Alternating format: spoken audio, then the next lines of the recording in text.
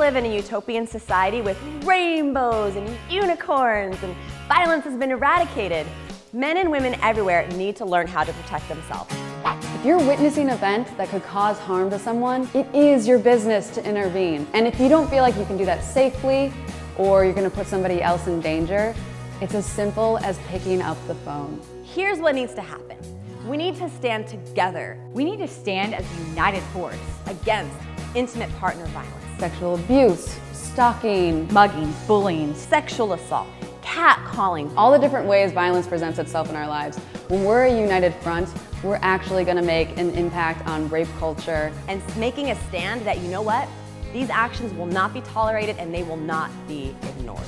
We believe that the best fight is the one that's never fought, and having strong verbal strategies could potentially de-escalate a physical altercation.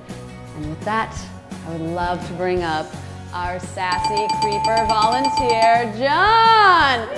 Thank you so much. I just want to take this moment to say thank you to all the men. A lot of people think we at Girls Fight Back, we're a bunch of man haters, but it's not the case at all, because we know that the only way we're going to combat violence in our society is when men and women work together. So thank you very much for being our volunteer today. I will kick your ass later.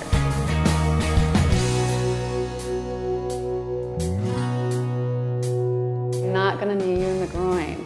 And we're just going to pretend and talk extensively about it.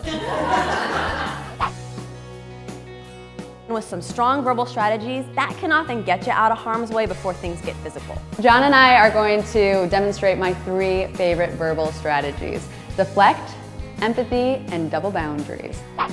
Consent is giving permission for something to happen, and that permission must be given freely and is never coerced. Consent must be given verbally. Silence never equals consent. Consent can never be implied or assumed regardless of any previous history of sexual contact or relationships.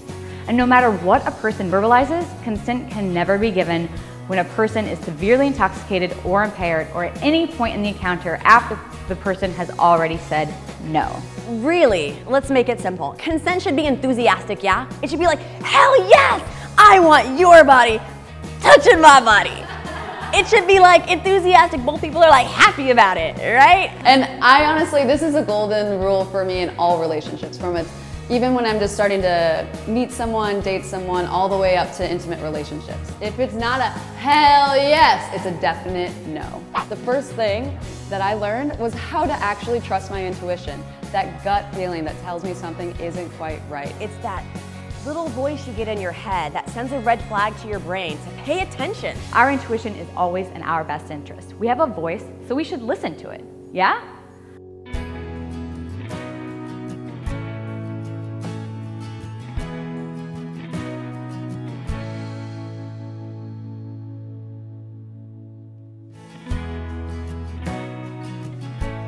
I hope that you've learned a lot today, and I hope that I've given you a little bit of your peace back, because we just want to be strong and confident and live life to its fullest.